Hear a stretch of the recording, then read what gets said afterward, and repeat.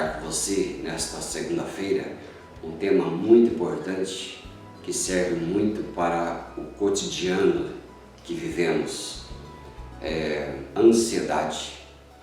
Vou ler com você o verso de Filipenses capítulo 4, do 6 ao 9, que diz assim: Não estejais inquietos por coisa alguma, antes as vossas petições sejam em tudo conhecidas diante de Deus pela oração e súplica com ação de graças.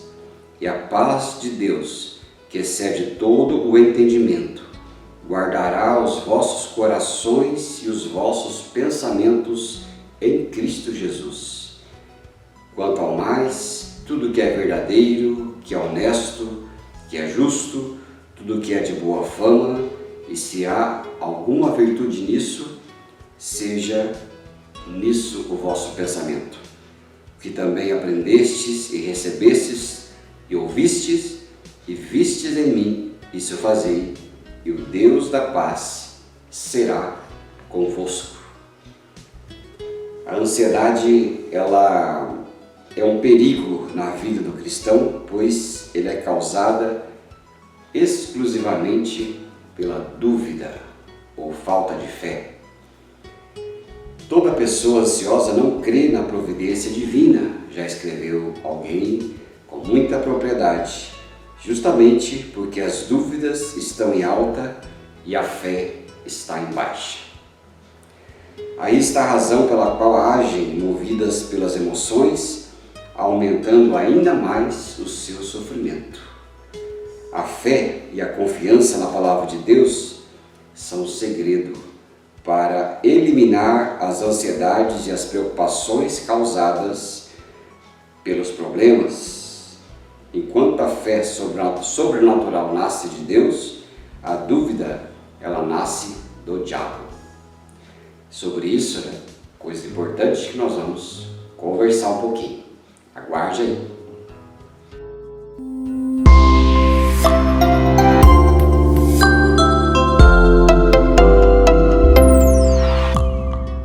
Bom, você observou comigo que quando a dúvida e a descrença está em alta, a fé está em baixa. Coisa interessante, né? Mas eu quero compartilhar com você, de acordo com aquilo que nós lemos, 3 atitudes que nós podemos tomar para que a nossa vida seja com a ansiedade sob controle.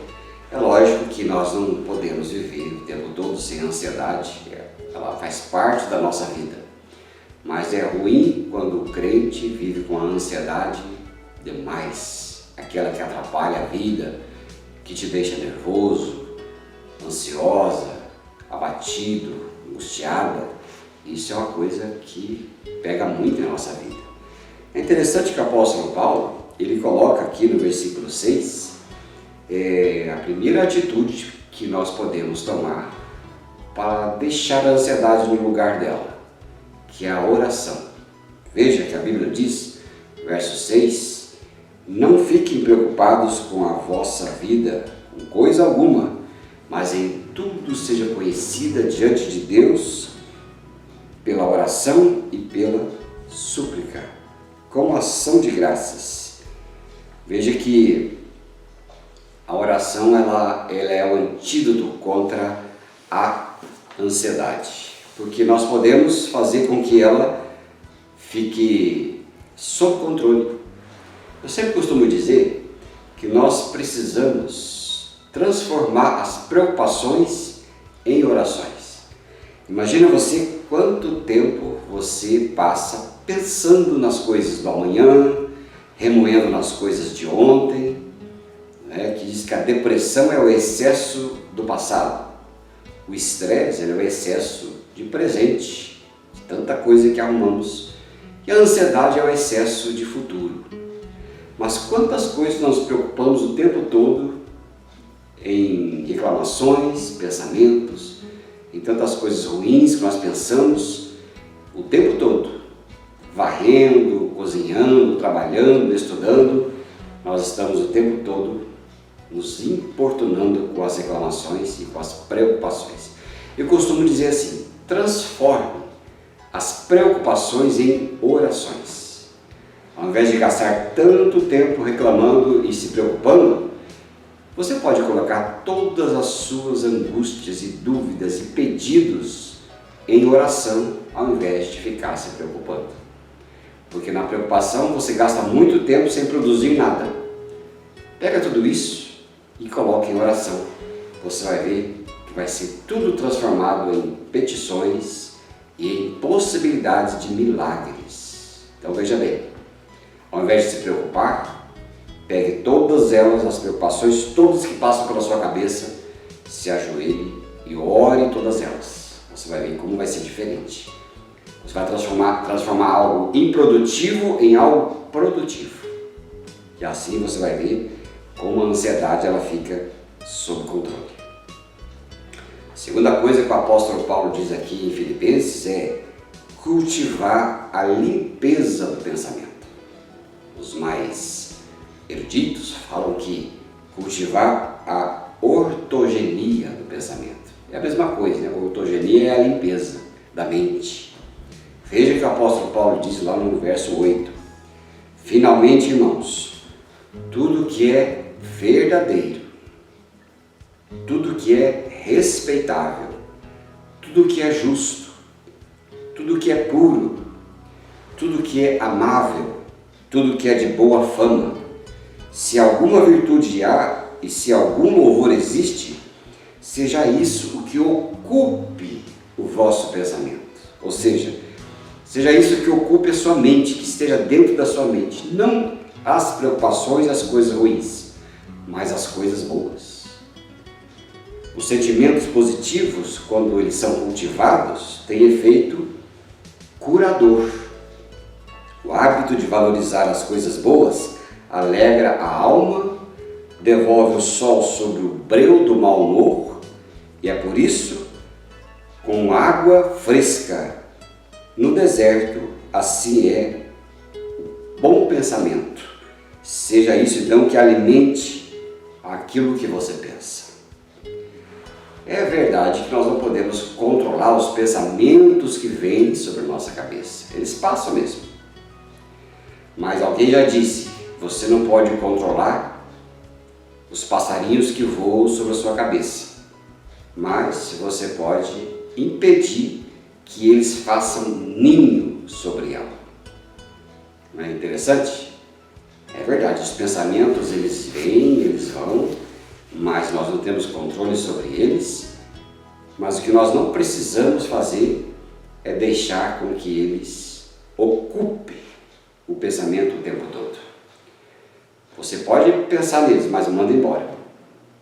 É como um mosquito, ele vem, bate neles. Se você deixar ele solto, ele vai te picar.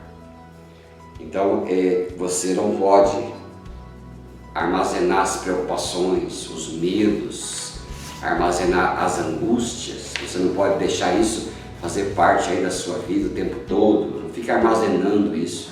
Deixa com que eles venham, mas deixa eles passarem.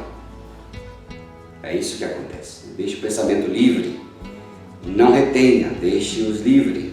Até que vai chegar o tempo que você vai pensar, como o apóstolo Paulo diz, só as coisas boas, que são louváveis, é que vão habitar a sua mente, como a gratidão, como a alegria, como sonhos bons para o futuro, a esperança de vencer as lutas e tribulações, de doença, das finanças, dos relacionamentos. E é isso que habite o vosso pensar, os bons planejamentos. E aí você vai ver que essa segunda atitude, ela é muito boa. E a terceira coisa para a gente deixar e tomar atitude para vencer a ansiedade, é uma das coisas, não são só essas coisas, mas é colocar em prática a palavra de Deus.